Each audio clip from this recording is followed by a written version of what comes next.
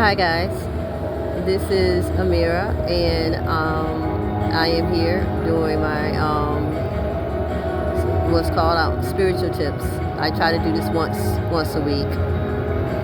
I don't know if I skipped a couple of weeks. I don't know, but I try to do it once a week. This is called spiritual tips.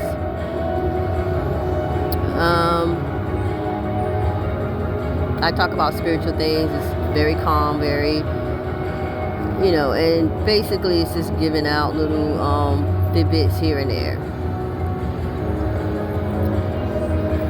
So basically what I want to talk about this week is how can I say this? The word fixation. Fixation is not, I would use the word symptom or attribute or however you may say it, characteristics, in my opinion, of him. Fixation is a characteristics of he that walk in darkness. It's called fixation. And it's a characteristics of he that walk in darkness. Now, if you have a fixation over a sport, over this or that, that's fine. Politics, or some kind of hobby or whatever. But to have a fixation over a person, that is an attribute, that is a characteristics of he that walk in darkness, from what I've seen and from what I observed. So be careful with that.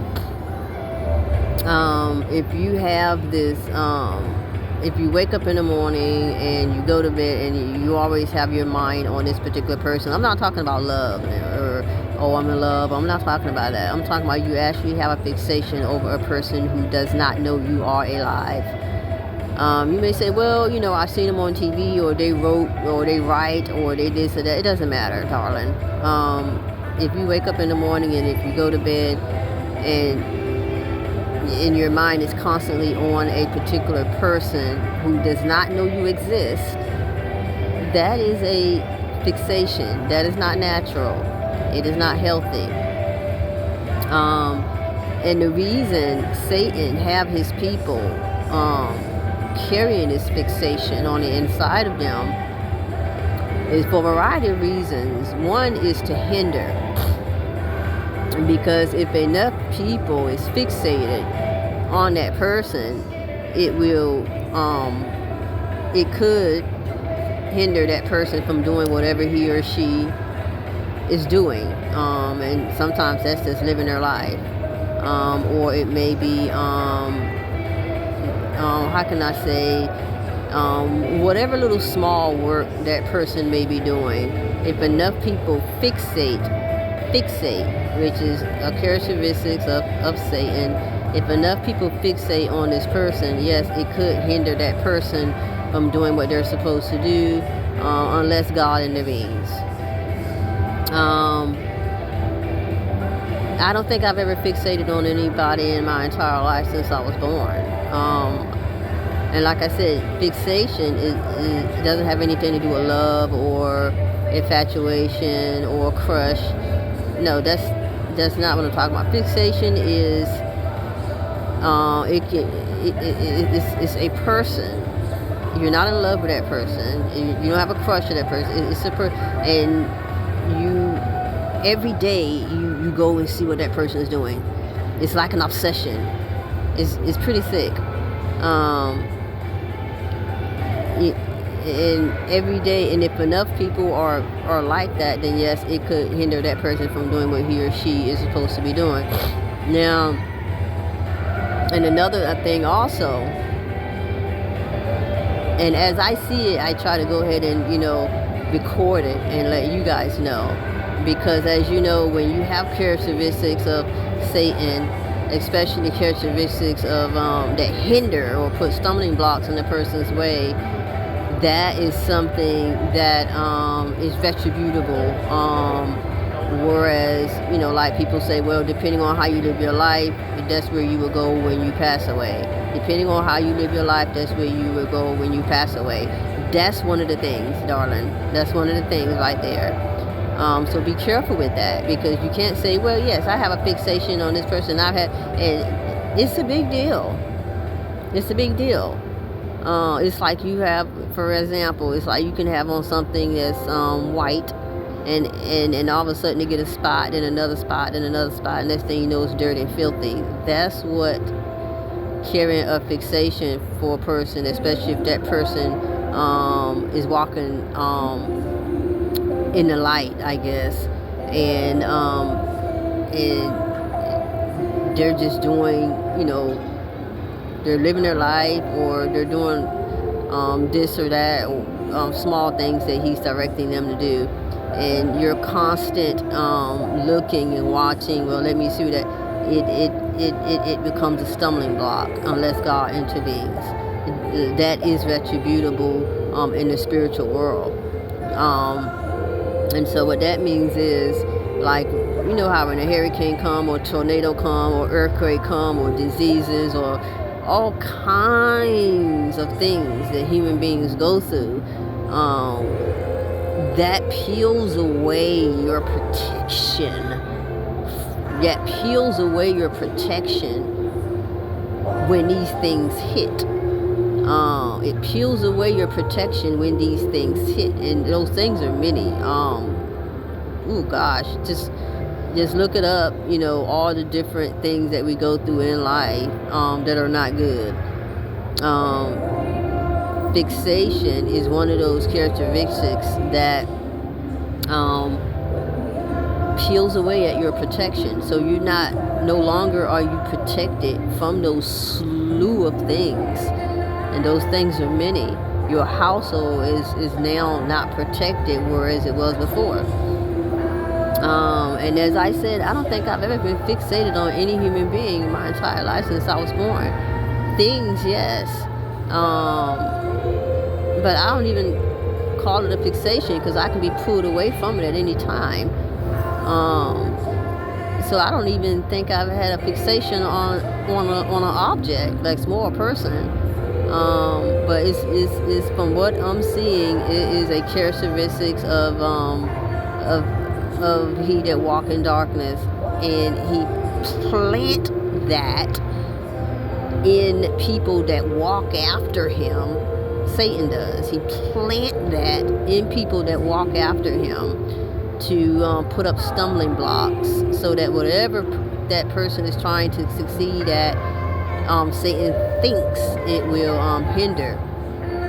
I've seen movie stars go through such, and I've seen them on TV trying to get help and complaining. It's a sickness, and I can tell when you have large groups of people that are under the spell of constantly watching an individual, because they neglect their own lives. They neglect their own lives. For instance, if you have a household and there's kids running around, for instance, suppose you have a female who have a fixation on another female. The kids in that house are going to suffer for it, because her mind, from the time she get up to the time she goes to bed, is fixated on that woman. And so whereas her oldest daughter may need her and don't know how to ask for help, or whereas her youngest son may be going through something, she's not going to see any of that, because she's under this spell.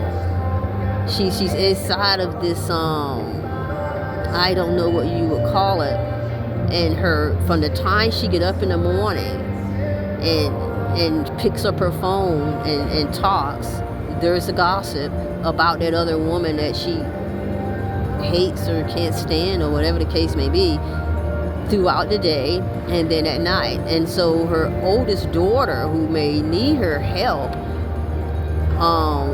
and we all know children may not know how to ask for it. Kids don't readily go and ask for help from their parents. Or her youngest son, the family of these people, is what I'm trying to say, they suffer for it, because they're being neglected. They're being neglected. They're just being neglected. I've seen this take place for so many years, and this is the first time I think I've actually talked about it. The husband suffers for it, the kids suffers for it. It's a sickness. And if you ask the person, why are you fixated on this person, they do not have an answer. You will see that they're repeating things that someone else told them, or whatever the case may be. And it's really sad to look upon. And this fixation can go on for years. A fixation can go on for a decade. And so you have children, husbands, or whatever, who are being neglected because their mom has this fixation on this other woman or on this other man, or whatever the case may be. And so the family suffers for it. And I'm not going to sit here and say, oh, it's so hard to pull yourself out of this I don't know, it's like being in some kind of daydream. I'm not going to say that it's hard, because all you have to do is say, what am I doing? What am I doing? Seriously, what am I doing? I'm neglecting my husband, I'm neglecting my son, I'm neglecting my daughter. It's not hard. It's not hard. And then you may say, well, if Satan is moving me to do that, then I may not be strong enough to fight against it. You know, what am I to do? It's not. It's not. It's not. All you have to do is just say to yourself, what am I doing? And you know you're fixated on a person when every other thought that goes through your mind is on this person. You know that you are. And like I said, I've seen where people fixated on a person for a decade, for nearly a decade. I've seen it. So the thing is, why are you fixated on this person? Why is it that every single thing that this person does, you jump to it and you're like, oh my God, I have to, why is it such gossip? It's a sickness. You're ill. You're ill. And then, for spiritual people, they would just say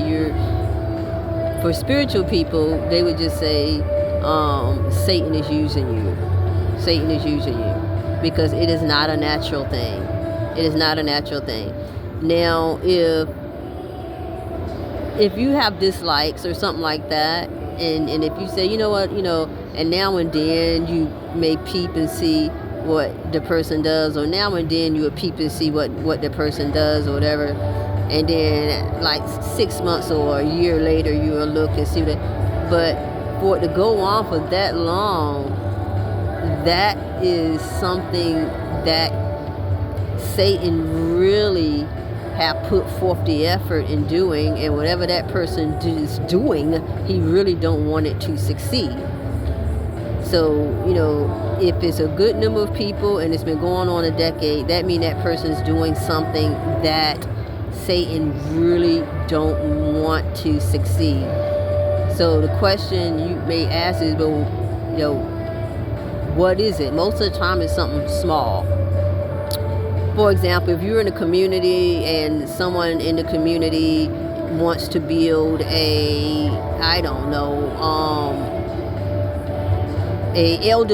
elderly home, a home for the elderly, and this person want to have a huge outreach response, and this project has been in the works for some time. Now, I would use this as an example, because you may be like, okay, well, it's just a home for the elderly with a huge outreach response, and there's all kind of things that's going to be going on there, blah, blah, blah. Now, you may say, well, why would that be a conflict? Well, you ask me, because who knows why, um, who knows why Satan wants to stop certain things. It's like, it can be anything. It can be a drug rehab facility. It could be anything that it looks like something good would come out of. The point is, he knows that if Sally gossips about it, talks about it all the time, and while this woman is trying to get this project up on its feet, then eventually that project won't succeed because there's so much gossip surrounding it. And so the elderly home or the drug rehab or whatever the case may be, it may be that it won't succeed because there's so much gossip surrounding it. That is how Satan works. That's how he works. His goal is to stop and to hinder and put a stumbling block. He don't have a reason. Satan don't have the wisdom and the understanding that God does. He doesn't have a reason. He just wants to stop or hinder anything that's good. He just wants to stop or hinder anything that's going to help people. He just wants to stop and hinder anything that's going to enlighten people. He doesn't have any particular reason. He's Satan. God is the one that has the understanding and the wisdom and so forth. And people have to understand that. And like Jesus said, you're either with me or you're against me. There is no in between. You have your good and your evil. You have those who are enlightened and want to make the community healthier, want to make the community less partisan, want to make the community less cliquish, want to make the community less selfish, less hard-hearted, want to make the community less nonchalant when it comes to suffering of other people. Satan enjoys all of those things. So when someone comes along that wants to change that, Satan knows that that's what they're there for. You may not know, but Satan knows, okay, this person is going to do things which will change the community and the hearts of the people that are selfish, that's hard-hearted, and just nonchalant to the suffering of other people. I could just walk right over somebody that's sitting on the sidewalk for months or years, just hard-heartedness. And so if a person comes into the community with some type of enlightenment, Satan goes for them. He goes for the throat. He goes for them. So Sally don't know why she's getting up every morning gossiping. She don't know why. In her mind, she don't like the woman that's trying to start the elderly home because I don't know, she bumped into her the other day and she didn't say excuse me. I don't just make up anything. It's a fixation, it's a sickness, and it's there to hinder and to put stumbling blocks in front of. And it's really sad to see. I've observed this all of my life, but to have a really, really close look at it, it's really sad because it peels away whatever little protection that your household had, and it peels away at it as long as you live like this. And so if you know a person that's been fixated on another person and for the past 10 years they've been gossiping about this person, pretty much that household have no protection or very little protection. And people know when they're doing wrong. They know when they're like, wow, this is crazy. This is getting out of hand. I've been doing this for a while. I've been, fixating on this individual for a minute now. Let me go ahead and live my life. They know that they're wrong. And so basically that's all I wanted to put out there today when it comes to spiritual tips. And I'm noticing, and I have always known that people know when they're doing something for God, or when they're doing something for Satan, they know. They're not stupid and they're not ignorant. They know. They know. They know when they're doing something that is putting stumbling blocks in front of other people. And they know that every day when they do this, the family's protection is being peeled away, peeled away, peeled away, peeled away, peeled away. They know. Alright, so those are my spiritual tips. I may do another one later on today. I don't know. I have to see. But alright, y'all have a good day.